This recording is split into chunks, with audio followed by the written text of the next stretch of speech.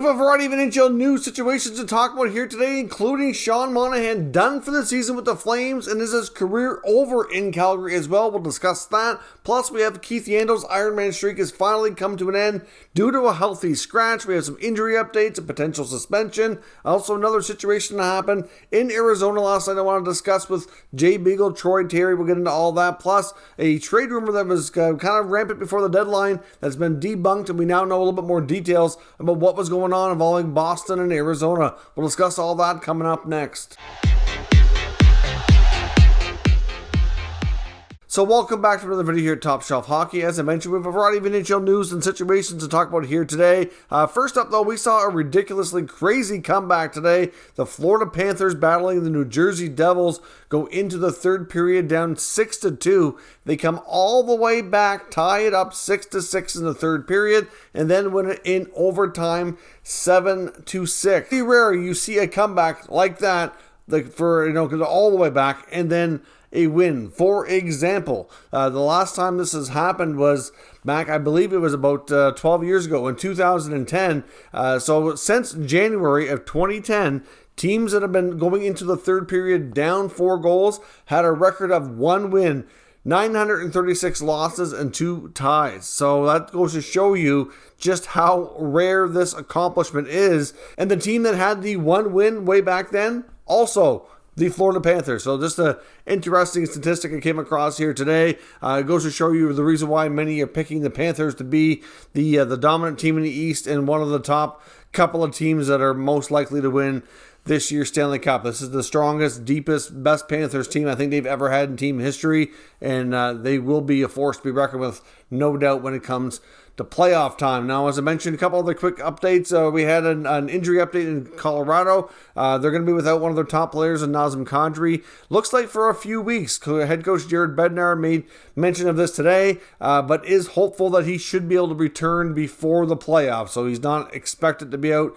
quite that long, but that's still going to be a big blow. But thankfully for right now, the Avalanche are in pretty good situation standings wise, have a bit of a cushion there, and they've been dealing with some adversity as well with Landeskog being out. McKinnon missed a little bit, and they're still kind of rolling strong, so they should be hopefully be able to manage here without him for a period of time.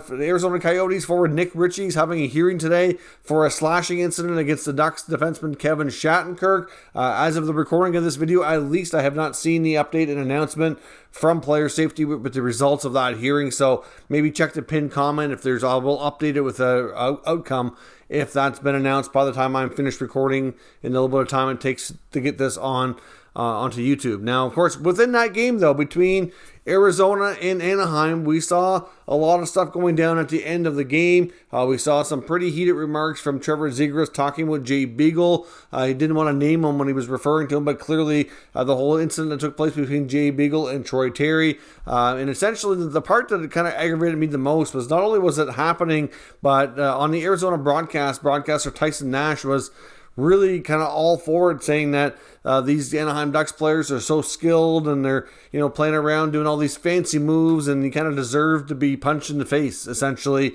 for being highly skilled, which to me makes absolutely no sense. It's kind of barbaric. I guess it kind of reminds me of something you would have heard maybe 30 years ago. But at the end of the day, the game has evolved. We have a lot of highly skilled players. And if your team is not as skilled and they're being embarrassed because they're just way inferior to the other team, that doesn't give them the right to be doing that kind of stuff. They should be penalized. And to me, the rules should be reflected upon that. So to me, that's not a situation. I certainly think Jay Beagle and the whole thing that happened there at the end was they were completely in the wrong. The Coyotes really should be ashamed of what happened there. And, to me, I think Trevor Zegras was very much on point with his remarks. But the comments from the broadcaster Tyson Nash to me was just inexcusable. That's just absolutely ridiculous. I don't think a player, because they're able to do these highly skilled, fancy moves, should be subjected to violence because of that. That's just absolutely ridiculous. Now, on to the other news here. Keith Yandle, his Ironman streak is coming to an end, and it's going to be because of a healthy scratch, and I'm really curious to see how everybody feels about this as well. His streak reaches 989 games, so he currently holds the all-time record, but Phil Kessel is now going to have the current active all-time Ironman streak going right now, and he's only, I think it's like 21 or something like that games behind Yandle. He won't have enough runway here to catch him this season if he is able to play in all the remaining games for Arizona.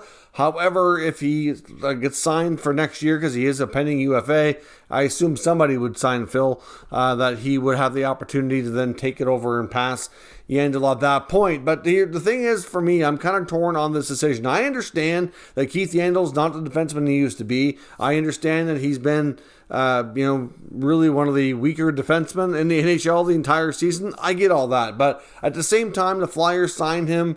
It was believed that they kind of gave him their word that they would get him in enough games to get the record in the Ironman streak. I'm not sure if they made any promises beyond that. I'm guessing maybe not. But still, they're down to a dozen or less games this season. I understand they want to see some youth, but really based on what they were doing with their lineup, it's a lost season. I just don't know that it's really that important to do this. Like they could have let him get to 1,000 games. That would have been an insane record to have 1,000 consecutive NHL games. Now, for some reason, he didn't make it there and he actually got hurt and just couldn't go. That would be a little bit more. But, Doug Jarvis, a previous record holder, he had his streak snapped as well because of the same thing. It was due to a healthy scratch. And I know that in the last few years, there's been times when Yandle was, possibly going to be subjected to this because his play has fallen off. But he's managed to get through it. I know in his previous stint, of course, with Florida, teammates stuck up for him and coaching staff kept him in. It just seems to me like I understand from the business side you want to give certain players more playing time, and Yandle deserves to be a healthy scratch from strictly a playing perspective, but at the same time, just thinking like the respect thing and just kind of letting them hit this crazy milestone. It's a lost season. Are you really going to benefit from sitting them? I kind of see both sides here, and I know there's a lot of people that have been kind of on the fence. I've seen a lot of arguments for the fact that the Flyers don't owe Yandle anything, and he should have been scratched a while back after he hit the record. It was nice enough to let him do that. And then there's some that are really against how they're treating him. But, he did take it very well. He did do an interview, made it known, he's a consummate pro. And Keith Yandle's not going to come out and say anything bad about the Flyers organization. Clearly, he's a very, very well-liked teammate, known to be a good guy in the room, funny guy, well-liked teammate. Like, he's not going to come out and say anything. Now, if he really is upset about it, maybe someday, but not anytime soon. I think that's definitely fair to say. So I don't expect any comments from Yandle. It's just one of those unfortunate situations. I get it from a playing perspective. They're justified, but at the same time, could they have not gone about things a little bit different way just to show some respect to a veteran to let him hit a crazy number? I'm just curious to see what you guys think about it. I'm personally, I get it. I understand it.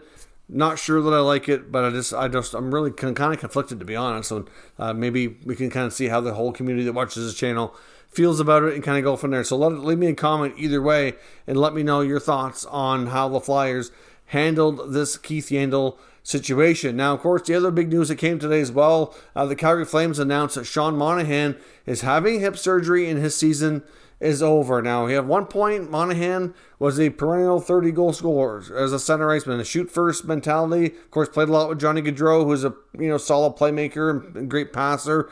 Had some real solid years. He's still not that old.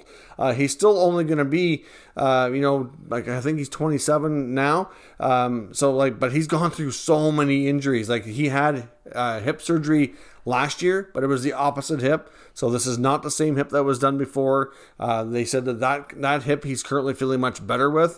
I know there was, I think it was 3 or 4 seasons back that he had 4 surgeries in one off season. It was kind of crazy. I think a groin or wrist, and there was something else too. Like, he had a lot. Like, he's played hard. He's gone through some battles, and his body has taken a beating. It's just quite that simple. And I know you see a lot of people disrespecting Monahan and saying he's finished, he's washed up, he's this, he's that. But you know what? When he's dealing with all this stuff, you can't expect him to be at his best. That's a given. I know Brad Treliving talked about the fact that he's seen a lot of BS online about Monahan, but he's extremely well liked with his teammates, extremely well respected, and he's the kind of guy that plays through stuff and just doesn't say anything. But like eventually, it's kind of taking its toll. I'm guessing here, but I wonder if they kind of get to the point where they just kind of talked to him and said, "Listen, clearly you're having some issues here. Why don't you take care of whatever it is that you need, and that way you're able to play next year." Now that leads me to come to the next conclusion, though, is yeah, his season's over, but is he done in Calgary? He's got one more year left at 6.375, and I know they went on to kind of not make excuses, but kind of justify his play with what he's been going through, and it does make sense that his play's not up to par because of the injuries. I get all that. Will he be able to get back to anywhere close to 100% to what he was early in his career? It's doubtful. I'm not really sure. These kind of surgeries are big deals, and they are the types that take the toll on your body and really do change, and you don't get back completely what you used to be. He's got 1 year left on his contract. He's got a modified no trade, a 10-team list he can block trades to, and the Calgary Flames are going to be in a severe salary cap situation. And now I don't know what's going to happen. We're not really here to talk about other players today, but we know the futures of Matthew Tkachuk and Johnny Gaudreau certainly have some question marks on them. In the case of Johnny Gaudreau, he's a pending unrestricted free agent, so he could walk. Like, they're not tied to him. There's no guarantee that he's back. Now, the last we heard about anything was Craig Conroy on a radio hit back. I want to say it was like a month ago. I'm not even sure. It's been a while anyways. And they were asking him about the Gaudreau contract. This was definitely before the deadline. I know that. And he said it was all but a done deal. No problem. They're going to get it wrapped up. And we haven't heard boo from Conroy since. We haven't heard anything about the contract since. So to me, he's had an awesome year, Johnny has, and he's driving up his value. Calgary's going to have a tough time here. They're going to pay through the nose to keep him. I mean, and I understand they probably should do everything in their power to do it. It's going to be expensive. And then you get Matthew Tkachuk, who's a RFA, so they're not as much in danger of losing him. But depending on how contract negotiations go, if his value and his opinion is way higher than what they think, that could lead to issues. And then you kind of wonder about trade. It's not something they'd want to do. I don't think they'd want to trade Tkachuk. I don't think they want to lose Gaudreau. But it's going to be tough. It's real tough. They got Andrew Mangiapane as well, 30-goal scorer, needs a new deal. And then you got Monahan, who's really the odd man out, really, if you think about it. And even if they have to either retain salary or do something, like, you'd have to think Sean Monahan's time in Calgary likely comes to an end. Whether a team like Arizona picks him up who needs players under contract or what have you. I don't know who's on his list that they can block or whatever. But you got to think that it's going to be hard to do now because of the surgery, but maybe that's why they wanted to make sure that he could get the surgery now and could actually be ready to go to play next year so that a team would be more comfortable looking at his medicals and taking him on. But thankfully, if they do that, it's only one season. It's not a huge loss if it doesn't work out, unfortunately. But like I said, he was a real promising 30-goal scoring center iceman with a shoot-first mentality that was real good. He was very underrated early on. And then, like I said, the injuries started piling up the last 3 to 4 years. And he's just not the same guy. And I don't know how much closer he can get back to what that guy was. So we'll see what happens. But I have to think Monahan's time in Calgary likely is over. Now, the other rumor I want to talk about here today was a rumor of something that didn't happen, but there was some rumors around it near the deadline. Of course, we know Jacob Chychrun is one of the top players who was not traded at the deadline. We heard lots of talk about the teams that were interested. And at this point, I have to think that there's still a handful of teams that are in the mix that are going to likely resume conversations once the season is over. But the Bruins were heavy in on Chychrun. They were one of the teams that were really wanting to shore up their left side. And of course, they eventually did do that by acquiring Ducks defenseman Hampus Lindholm and then signing him to a long-term 8-year extension. So you got to think the Bruins are out of the mix here on Chychrun moving forward. They got a different player worked out, and so far it looks like he's a real good fit there with Charlie McAvoy. So I think the Bruins are quite happy with their decision, but there was a long stretch where they were very much involved in the Chychrun conversations. And what was the rumor is that there was some talk that Jeremy Swayman, the young goaltender in Boston, might be on the move to get this defenseman. But of course, that was what the Coyotes wanted. So the rumor has here, this was confirmed by Boston Hockey Now, that indeed they were having conversations, and that Chychrun, in the Chychrun trade talks, that the Coyotes were insisting that Swayman be included, and Don Sweeney did not want to do that, of course. So that's why things never materialized, and they kind of shifted to Lindholm and get themselves a deal done. But there was a lot of talk, a lot of rumors that the Coyotes were heavily interested in getting a real solid young goalie prospect in this trade, regardless if it's Boston or somebody else. So, I can know there's even some talk about maybe Buffalo. I know they don't have like a ton of young goalies they can really afford to part with. But if they feel like Devin Levi is going to be that guy and they wanted to move like Ukko-Pekka Luukkonen, I don't know that they want to do that. That's risky because, they have Craig Anderson. They might keep him for another year. I don't know. I mean, that to me may not make sense, but like a goalie like that, for example, would be something that the Coyotes are heavily interested in. I know the Ducks are going to be wanting to replace some defensemen. They have young goalie Lucas Dostal, who looks real solid.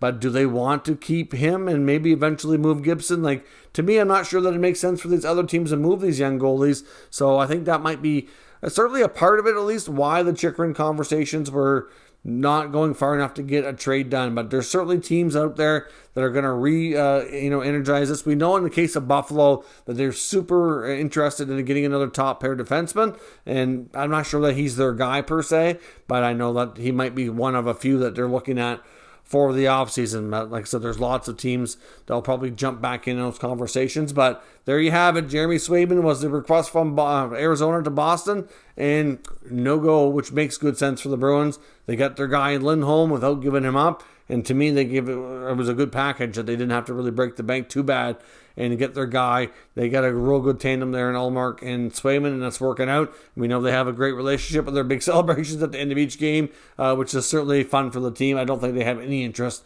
in breaking that up. So let me know your thoughts on what we discussed here today down in the comments. We'll discuss further. If you're new to this channel, make sure you subscribe and stick around. We'll keep you up to date with all the latest news, rumors, and analysis on all 32 NHL teams. Thank you for watching, and I'll catch you next time.